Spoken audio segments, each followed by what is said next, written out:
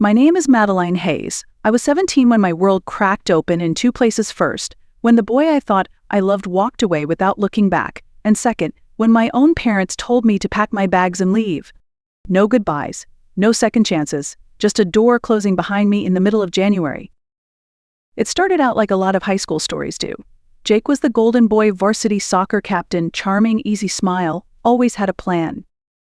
And me? I was quiet. A student who liked sketching in the margins of her notebooks and dreaming about a life that felt a little more alive than the one I had. With Jake, it felt like someone finally saw me. We used to talk about moving in together after graduation, some little apartment downtown with terrible plumbing and big windows. Maybe opening a small cafe where I'd design the menu and he'd charm the customers. We believed in each other's dreams like they were gospel. But that kind of belief doesn't always last. By the time summer blurred into fall, Jake had changed. His texts got shorter, the silences longer. He started talking about Stanford, law school, internships in New York. And then one afternoon in October, just as the leaves were starting to burn red and gold, he told me it was over. Just like that, no fight, no tears, just his hand shoved deep in his jacket and a voice that didn't shake when he said, This isn't working anymore." He walked away, and I let him. I stood there in the middle of the park path, frozen in place, my scarf twisting in the wind. I didn't chase him, I didn't cry, not yet. I didn't know then that heartbreak was only the first storm coming. Jake and I met in sophomore year. It wasn't fireworks at first, not really. He borrowed my pen in history class and forgot to give it back. That was the beginning. From there it became late night calls, long walks home, and dreams stitched together over milkshakes to dominum words a time. We were young, but we talked like we had the whole world figured out. I still remember the way he'd lean across the diner table, eyes lit up, saying things like, "You and me, Maddie, we're gonna make it big, screw the rules," and I believed him. I used to write his name in the corners of my sketchbook, surrounded by doodles of coffee mugs, apartment windows, and all the little things we said we'd share. It was foolish maybe, but it felt real. After graduation, something shifted. He started pulling away, like a tide retreating from shore. Our calls dropped from hours to minutes. His attention wandered during our conversations, and every time I asked if something was wrong, he'd brush it off with a quick "I'm just busy." But busy started to look a lot like disappearing. One day, I waited for him outside the library where he used to meet me. 45 minutes passed. He didn't show, no text, no excuse. That's when I knew I wasn't in his future anymore. A week later, we met at the park. It was the place where we first kissed, back when things felt simple and certain. I thought maybe we could talk, maybe I could remind him of everything we built. Instead, he ended it. "I have to focus on school," he said, not quite meeting my eyes. "You deserve someone who's all in. And right now, that's not me." I don't remember what I said. Maybe I didn't say anything at all. I think my heart was too loud in my chest to hear my own voice. After he left, I sat on the cold bench for what felt like hours, watching the wind toss the leaves, listening to the sounds of a world that didn't stop just because mine had cracked. The loss of him was sharp, but it wasn't the worst part. That came later, when I realized I wasn't just heartbroken. I was pregnant. And Jake, he would never know, or care. The signs had been there, subtle at first. I was always tired, the smell of coffee made me nauseous, and my favorite jeans suddenly didn't zip up like they used to. Still, I told myself it was stress, maybe hormones, maybe anything but what I feared it might be. But fear has a way of sitting in your gut until it demands to be heard. One Friday after school, I stopped by the pharmacy 2 blocks from home. I remember how the fluorescent lights buzzed overhead as I stood frozen in front of the aisle, staring at the pregnancy tests, like they might vanish if I blinked. I picked the cheapest one, stuffed it into my coat sleeve, and paid in cash. At home, I locked myself in the upstairs bathroom, the one with the chipped tile floor and the mirror that always fogged too quickly. I followed the instructions with trembling hands, heart thudding against my ribs. 2 pink lines. That's all it took to change everything. I sat on the edge of the tub for a long time, holding the test in my lap like it might explain what to do next. My thoughts raced. Would Jake come back if he knew? Could I hide it from my parents? Could I even do this? That night at dinner, the table was set like usual: meatloaf, mashed potatoes, green beans. My dad read the paper while my mom hummed to herself in the kitchen. Everything looked normal. But inside me, a storm was building. "I need to talk to you," I said, voice barely above a whisper. My father looked up, adjusted his glasses. My mom stopped mid-step, casserole dish in hand. I stood there, unable to sit, unable to breathe. I'm pregnant. The silence that followed was total, the kind that makes your ears ring. Then came the shouting, the shaking chairs, the shock melting into fury. You've disgraced this family, my mother hissed. You're not raising a baby under my roof, my father said, voice like ice cracking under weight. Pack your things, you're out. I begged, I cried, but it didn't matter. By the time I closed the door to my room that night, I knew I had to leave. And I had nowhere to go. I sat on the edge of my bed, my hands still shaking as I zipped up an old duffel bag I hadn't used since summer camp in 7th grade. Inside, I stuffed 2 sweaters, a pair of jeans, my toothbrush, and the only photo I had of me and Jake taken at the county fair when things still felt like forever. I hesitated before sliding it into the side pocket. Let it be a reminder, I thought, of what trust can cost. The house was quiet now. My mom was still downstairs, sitting at the table, her face in her hands. My dad had slammed the garage door shut. I didn't say goodbye. I didn't expect them to stop me. I just stood in the doorway and whispered, I'm leaving. My mom looked up, her eyes red and rimmed with guilt. Madeline, please, just think about this. I did, I said, tightening my grip on the bag. And you made it clear. I'm not welcome here. Outside, the January air bit at my skin. Snow crunched under my sneakers as I stood on the sidewalk, blinking back tears. I had no plan, no money, no Jake, and now no home. But there was one name echoing in the back of my mind. Grandma Louise? She lived in Maple Falls, a quiet little town 2 hours away. I hadn't seen her since Christmas, but she'd always told me, if you ever need me, honey, you call. I don't care what time it is. With numb fingers, I pulled out my phone and scrolled to her number. It rang once. Twice. Then her voice came through, warm and familiar. Hello? Grandma, I croaked. It's me. I need to come stay with you. Can I come now? There was a pause, the sound of her shifting in her chair. Of course you can, she said without hesitation. Get here safe. I'll put the kettle on. That's all it took. Not questions. Not judgment. Just love. I wiped my face, turned toward the bus stop at the end of the street, and started walking. I didn't know what waited for me in Maple Falls, but I knew who would be there. And right now that was enough. The Greyhound pulled into Maple Falls just after midnight. The station was quiet, lit by flickering street lamps and the glow of a vending machine humming near the wall. I stepped off the bus, duffel bag heavy on my shoulder, feet crunching over frost. My breath fogged in the cold air, and my heart beat loud in my ears. Grandma Louise's house was only 3 blocks away.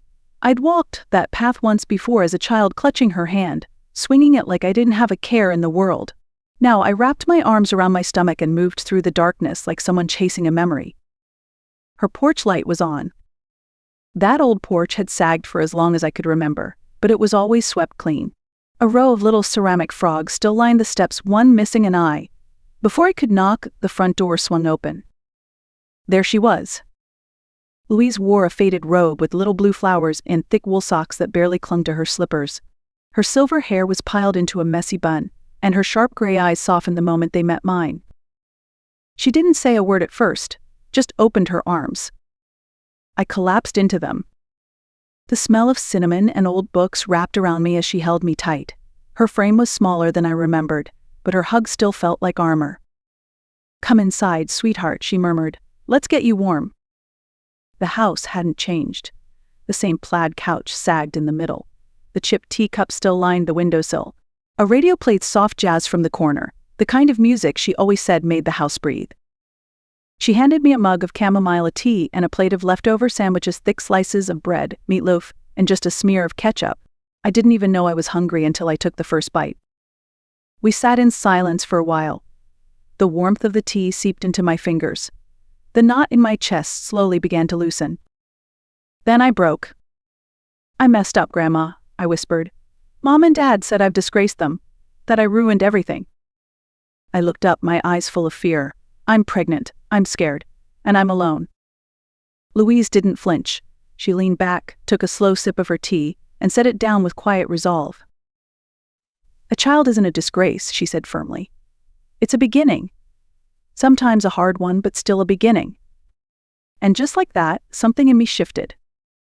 Maybe I wasn't broken. Maybe I was just starting over.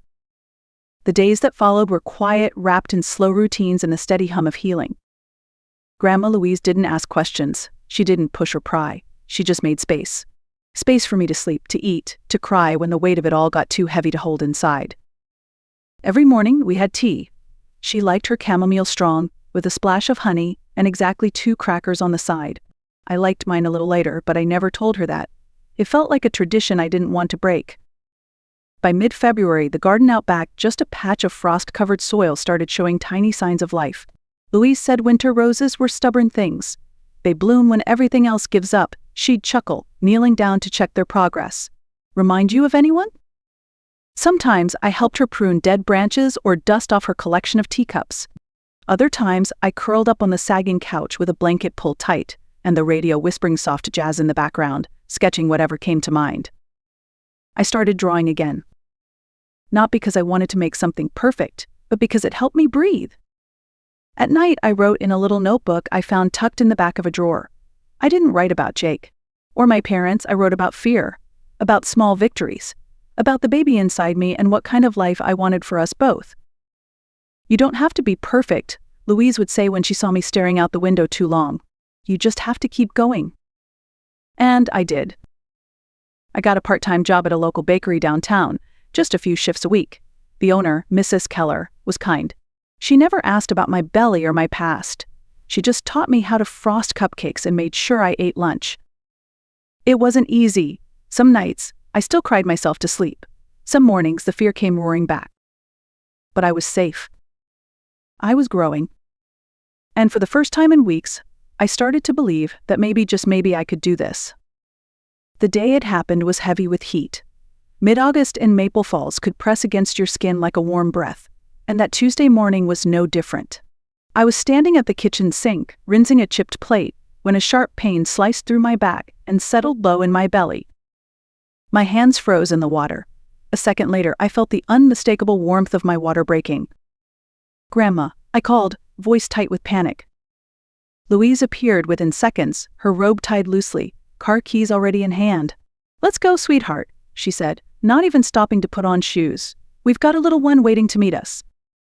The drive to Springfield Mercy Hospital was a blur of contractions and deep breaths. I clutched her hand the entire way, my forehead pressed against the cool glass of the window. She didn't say much, just whispered small comforts like prayers, like anchors. In the delivery room, time folded in on itself.